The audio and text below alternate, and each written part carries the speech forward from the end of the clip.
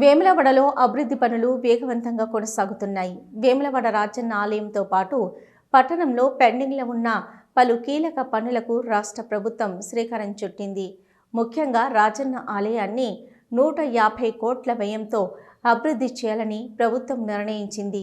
ఈ అభివృద్ధి కార్యక్రమంలో భాగంగా ఆలయ కళ్యాణకట్ట, ఈవో కార్యాలయం, అద్దాల మండపం, లడ్డూ కౌంటర్తో పాటు ఇతర పాత భవనాలను అధికారులు కూల్చివేసి పునర్నిర్మాణ పనులు చేపట్టారు. అలాగే దాదాపు 50 ఏళ్లుగా పెండింగ్లో ఉన్న రాజన్న ఆలయం నుంచి బ్రిడ్జ్ వరకు ఇరువైపులా రోడ్డు విస్తరణ పనులు కూడా వేగంగా సాగుతున్నాయి. రోడ్డు విస్తరణ కోసం ఇరువైపులా ఉన్న భవనాలను తొలగించగా ప్రస్తుతం డ్రైనేజీ నిర్మాణ పనులు కొనసాగుతున్నాయి. మధ్యలో నిలిచిపోయిన 3వ వంతెన నిర్మాణ పనులను కూడా కొనసాగుతున్నాయి. ఇదిలా ఉండగా గతంలో మధ్యలో ఆగిపోయిన 144 డబుల్ బెడ్రూమ్ ఇండ్లను ప్రభుత్వ విప్ ఆది శ్రీనివాస్ ప్రత్యేక చొరవ తీసుకుని ఇంద్రమ్మ ఇండ్ల పథకం కింద పునర్నిర్మాణం చేపట్టారు. అడుగు జాగలేని నిరుపేదలైన 144 మందిని గుర్తించి వారికి పట్టాలను ఎమ్మెల్యే ఆది శ్రీనివాస్ చేతుల మీదుగా అందజేశారు. దీంతో పాటు పట్టణంలో పలు రోడ్ల నిర్మాణ పనులు కూడా కొనసాగుతున్నాయి. ఈ అభివృద్ధి పనులను ఎప్పటికప్పుడు ఎమ్మెల్యే ఆది శ్రీనివాస్, ఇన్ఛార్జి కలెక్టర్ గరిమా అగ్రవాల్ పర్యవేక్షిస్తూ పనులు త్వరితగతిన పూర్తయ్యేలా చర్యలు తీసుకుంటున్నారు. అయితే కొరుట్ల బస్టాండ్ నుంచి తెలంగాణ చౌక్ వరకు రోడ్డు నిర్మాణ పనులను ప్రారంభించిన కాంట్రాక్టర్ రోడ్డుకు ఇరువైపులా చదును చేశారు.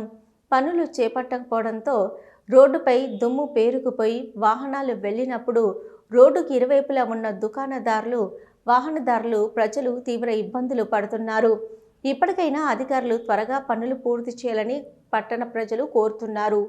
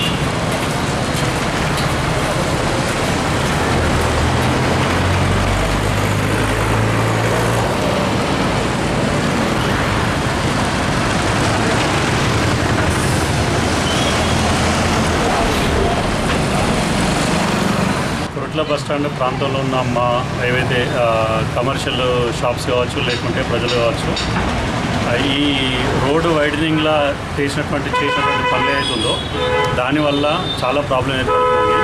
అంతకుముందు ఆల్రెడీ కమాన్ కింద ఏదైతే కొంచెం రోడ్ వర్క్ పెండింగ్ ఉండేనో అక్కడ డస్ట్ లాంటి మట్టి పోసి ఈ వర్షం తర్వాత వచ్చిన డస్ట్ గురించి ఆల్రెడీ మేము పలుమార్లు కంప్లైంట్ చేసినాం. ఇక్కడ ఏఈ వాళ్ళకి ఆర్ఎండ్టీ డిపార్ట్మెంట్ ఏఈ వాళ్ళు కంప్లైంట్ చేసినాం. వాళ్ళు ఎట్లాంటి రెస్పాన్స్ తీసుకోలేదు.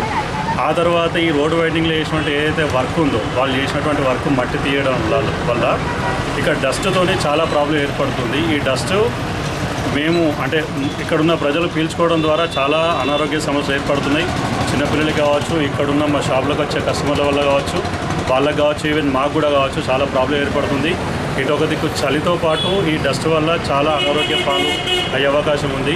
సో దీని మీద ఇక్కడి ప్రజలు ఎవరైతే బాధపడుతున్నారో వాళ్ళ గురించి తగిన చర్య తీసుకొని ఈ రోడ్ వైడనింగ్ ఏదైతే ఉందో ఆ పనులు as soon as possible complete చేసి మాకు ఈ ప్రాబ్లం నుంచి బయట పడేయాలని మేము కోరుకుంటున్నాం.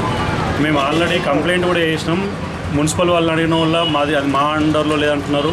ఆర్ఎండ్టీ డిపార్ట్మెంట్ వాళ్ళకి ఫోన్ చేస్తే సరే అని అంటున్నారు, కానీ ఎవరు కూడా దీనికి సరిగా స్పందించట్లేదు. ఈ ప్రాబ్లమ్ని మాత్రం వీలైన తొందర కంప్లీట్ చేస్తే మాత్రమే మేము కొంత ప్రాబ్లం నుంచి బయటపడే పరిస్థితి ఉంది. ఎట్లయిందనంటే ప్రతిరోజు మాస్క్ లేకుండా మేము షాప్లో కానీ బయట కానీ తిరగలేని పరిస్థితి. సో ఈ ప్రాబ్లం నుంచి మమ్మల్ని అయితే డెఫినెట్గా మమ్మల్ని బయటపడేయండి. ఇది మీరు ఎవ్వరు కన్సర్న్డ్ అథారిటీ కావచ్చు, కన్సర్న్ డిపార్ట్మెంట్ ఏదైతే ఉందో వాళ్ళు మాత్రం డెఫినెట్గా దీన్ని చర్య తీసుకోవాలని కోరుకుంటున్నాం. నా పేరు రవీందరు. కొరట్ల బస్ స్టాండ్లో నిర్లా కంపెనీ షాపు 10 నెలల స్టార్ట్ చేసారంటే ఇంతవరకు దీన్ని పట్టించుకోవటం లేదు. మొత్తం పొద్దుటి నుంచి సాయంత్రం కనుక మొత్తం దుమ్ముతోని ప్రతి ఒక్క దుకాణం షాపులల్లో మొత్తం మట్టే. స్కూల్ పిల్లలు కానీ ఇక మార్కెట్ వలన మొత్తం ఇబ్బందులు అవుతున్నాయి. దాంతో దగ్గులు, జ్వరాలు, మొత్తం ఇబ్బంది అంటే చిన్న ఇబ్బంది అవుతుంది. దాని గురించి మీరు ఖచ్చితంగా చర్య తీసుకోవాలి.